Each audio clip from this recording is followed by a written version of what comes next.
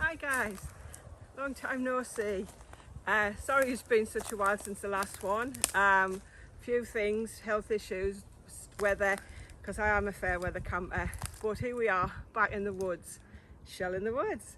We have a new addition to the family. This is Rodney, or Dave for short. And today we're going to be hammock camping for 3 nights. So I'm going to take you on my journey through what I do, showing you how we have the hammock, tarps, and all the other facilities, fires and stuff like that. So I hope you enjoy. See you soon guys. Morning. Hi everyone. I just want to show you our little setup for today. This is what we call a tarp. This is a DD 4x4 camo tarp.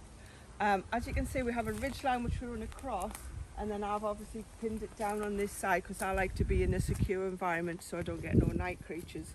The ground's very, very soft, so it was really hard to get these to stay in. As you see, it's gone through the top of the hammock, and then we have prusik knots at the top, which I am going to show you how we did them. This is what we call a tree hugger, and this is for our hammock because we're sleeping in hammocks. So if we come round, this is our setup. The tops is not exactly as we wanted them to be, but we're not expecting any rain. Also, the trees that we're at were at a different angle, so it didn't work as we wanted it to fully work. Paul's on the other side. His is not down to the ground. He doesn't mind a little bit of night creature activity. This is my hammock here. As you can see, it's got a bug net. This is called a DD XL frontline. It's got an attached bug net with the ends on here. As you can see, I've got my home from home pillar. I have got an army sleeping bag underneath to keep us warm. This is what you call... This is a snug pack underquilt, and I would highly recommend. You could have a really, really, really hot day, but in the middle of the night, honestly, when it gets to about 2 or 3 in the morning, it is freezing. So all this does is it traps air underneath and it keeps you warm. Plus then also I have a sleeping bag which I sleep on. My other sleeping bag goes on top, as you can see at the minute, is the dog's bed. The little one, the pup, slept with me last night. I had the pillow and he slept on his fleecy blanket up above my head. First time, he was fantastic. Also my little bedside table. I've got my light on my TJ Metalworks stand there. We've got our little cooking facilities here. Home from home. Water.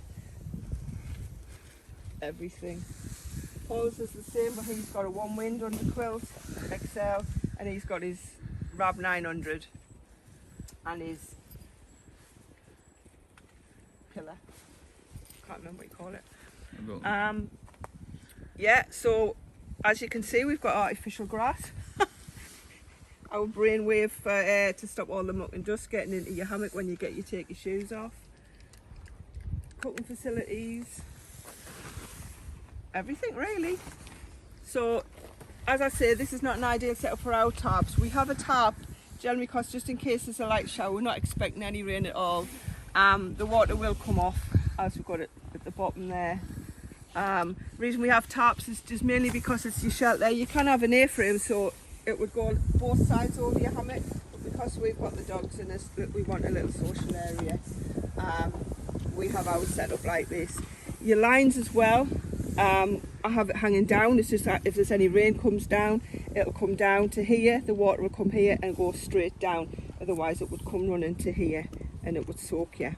Same as our tree huggers. This is called a tree hugger, and it's simply wrapped round. It just protects the tree better, and then it's attached to here. as I say, I will demonstrate these at a later date, and also how we've tied the tarps up with the string, with the paracord. Thanks, cameraman. You'll get it. I am learning, so it is a learning.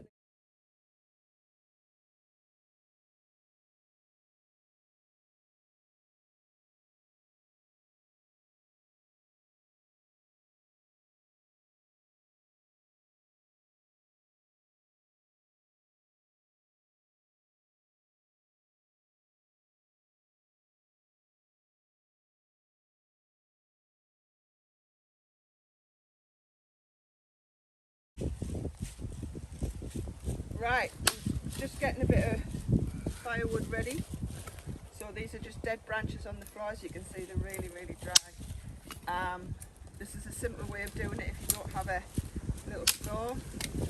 Just wedge your branch in the dig and snap. The job is done.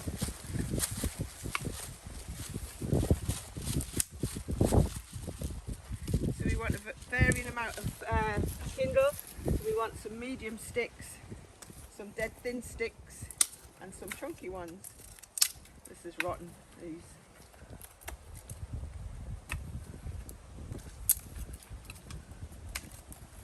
Dead easy.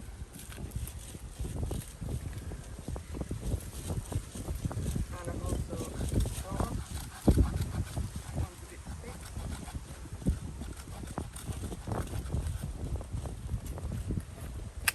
There we go.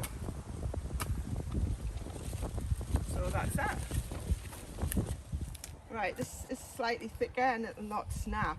So for safety wise, I'm just going to wedge this one between the trees just so I've got some leverage. Here I've got it's a Pocket Boy silky saw, just ideal for this type of branch. So I'm also wearing gloves, so that just gives you that bit of leverage. And you must also be safe as you can. So all I'm doing is I'm pushing against this so it's wedging, so it's quite secure. And these Pocket Boys are really good. Nice clean break. These are your chunkier ones for later when the fire's going really good. Thanks guys.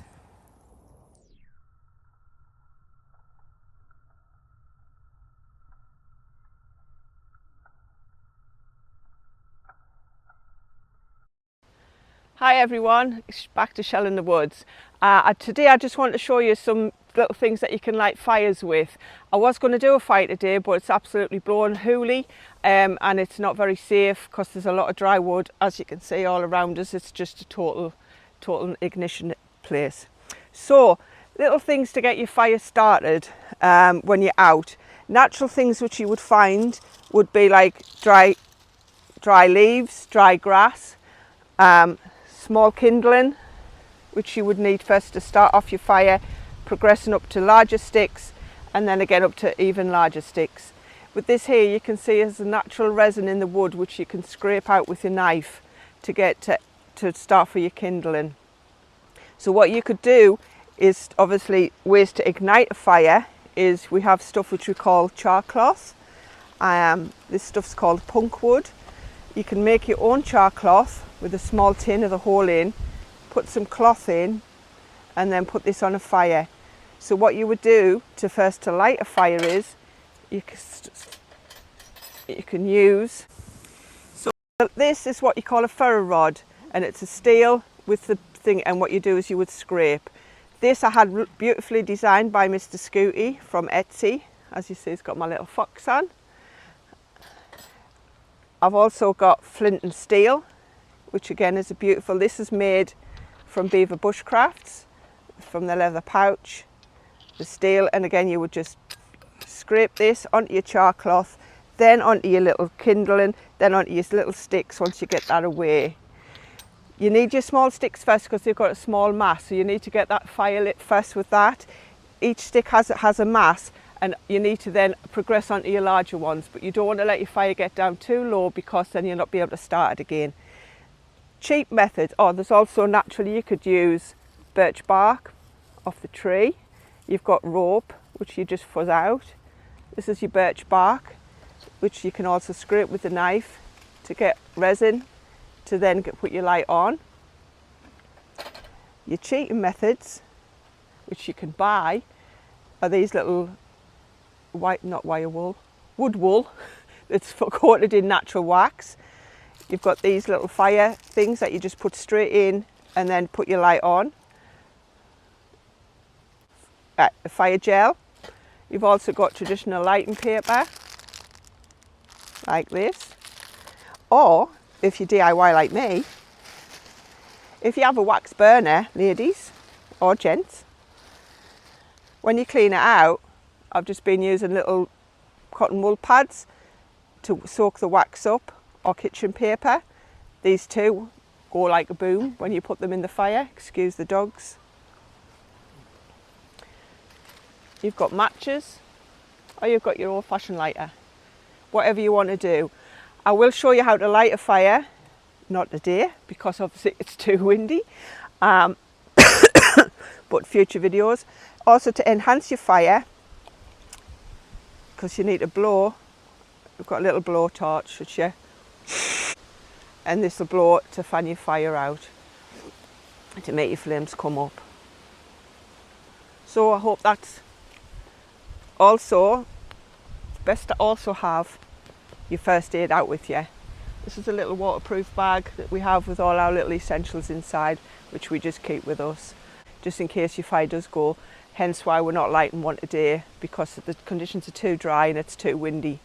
And I don't think the farmer would be happy if his woods went up. Okay guys, I'll show you on a future video on how to actually light a fire. Thank you.